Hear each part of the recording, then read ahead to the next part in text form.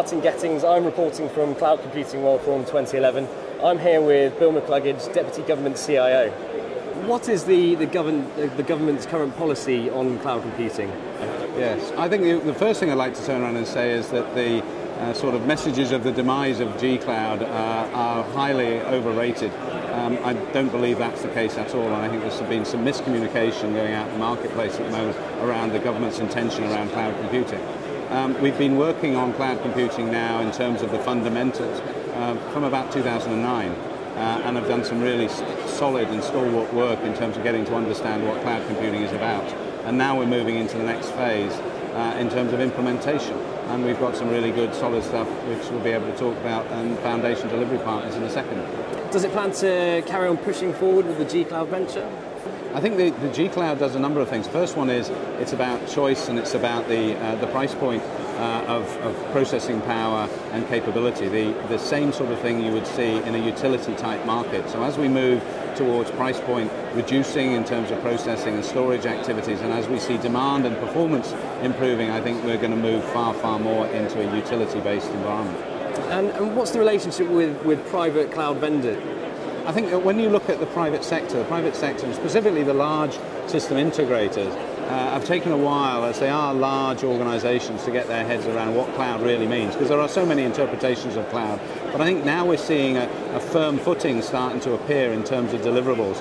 We're seeing higher virtualized data centers appearing. We're seeing offerings that are, from our perspective, more secure. We've just introduced a new service on the Home Office's contract with Savvis, which gives hosting capabilities at impact level 3, so on the government secure intranet. So as we move towards that, I think the new entrants into the market, like Amazon and Google and Salesforce, in terms of their most recent history, are now starting to look at government and public sector delivery as an opportunity, and we're seeing a more competitive marketplace in terms of the deliverables from the system integrators. Do you feel under pressure at all from the cloud vendors into pushing kind of cloud computing into the government infrastructure? I think we look at the appetite for cloud and the ability to get a realism and a pragmatism into what we're trying to deliver, because cloud and the government cloud is not a single thing. It's about an approach and a methodology. It's about the contracting and commercial arrangements. It's about getting your head around what the data residency issues are, what you've got in terms of legals, in terms of SLAs, and also the commercial arrangements around how do you actually move into what classically might be considered in software as a service as a long tail sell, and how we can work with the European community legislative activity on procurement to get to a point where we can get that sort of acquisition on board.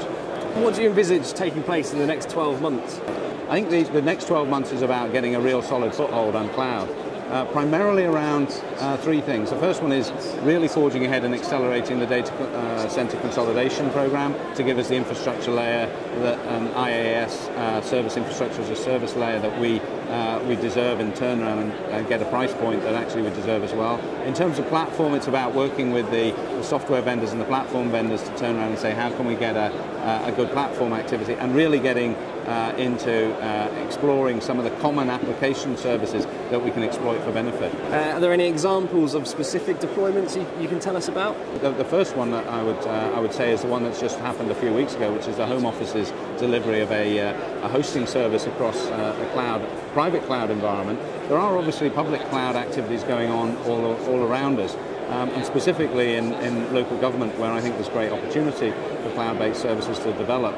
But I think in central government we're looking at data center consolidation, what we can do with Ministry of Justice services that are coming along, and also collaborative activities out of the Department for Education and Warwick Council, who are working with us as a foundation delivery partner to develop a cloud-based emailing service.